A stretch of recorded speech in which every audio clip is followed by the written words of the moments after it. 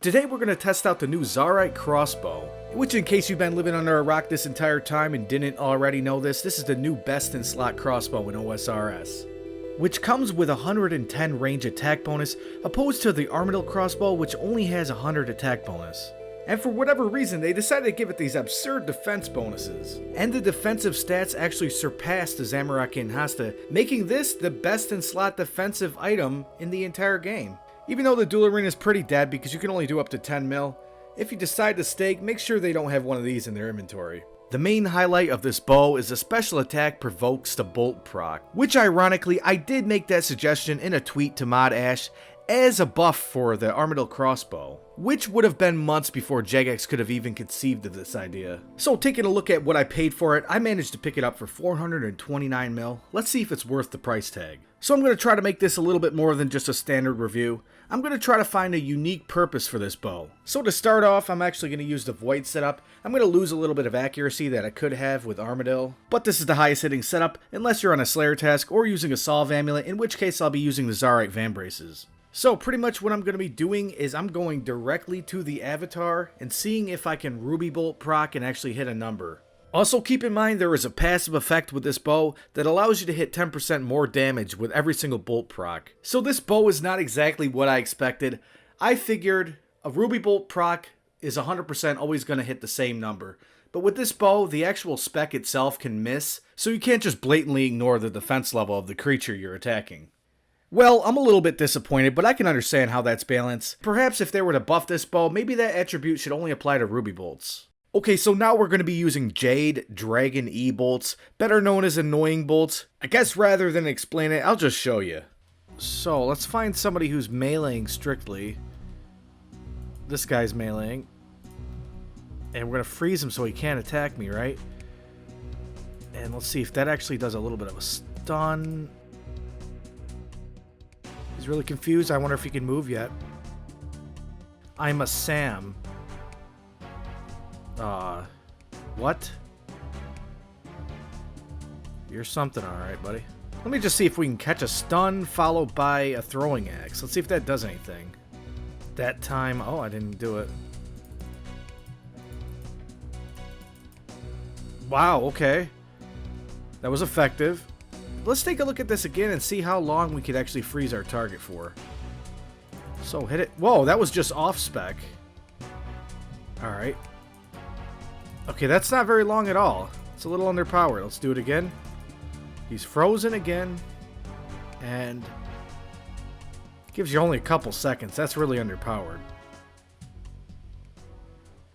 The next bolts we're going to be checking out are the Dragon Sapphire Ebolts. The effect of this bolt proc is to smite 5% of the opponent's range level in prayer and rewards you with half in return. So essentially, if your opponent has 99 range, you'll smite 4 prayer points and gain 2 in return. The next bolt I was going to test out is the Dragon Pearl E-Bolt, which I think I'm going to leave off the list because this bolt has a very niche use and is still very underpowered even when given its maximum potential.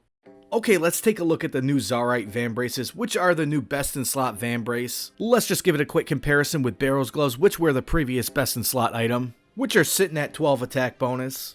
In comparison to the Vambraces, which have 18 range attack bonus, but even more importantly, these Vambraces actually have 2 range strength, which in certain situations may allow you to hit 1 extra max hit. And they also have the 1 prayer bonus, which any other God Wars Bracer would have.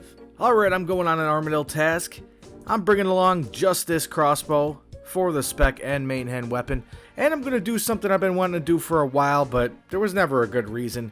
I'm going to strictly just use Onyx Bolts and see how well they heal me. So I did realize after the fact I made a mistake. I didn't get the Dragon variant of these Onyx Bolts, but getting the Dragon variant of the higher tier bolts matters a little bit less, because these are 120 strength bonus and range, whereas the Dragon variant are 122, and you're going to spend about 1k extra for them. Now let's make a comparison between the healing ability of the Blowpipe spec versus the Zaryte bow with Onyx Bolts. The Blowpipe uses 50% of the special attack and heals 50% of the damage dealt rounded down.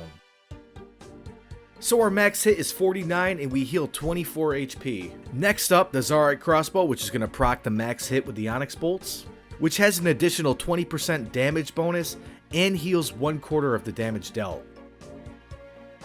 As you can see, hitting a 60 results in healing 15 HP. However, the maxing bag is inaccurate for this type of bolt. I'm not going to go into detail as to why, but the max hit's actually a little bit closer to 70 on task.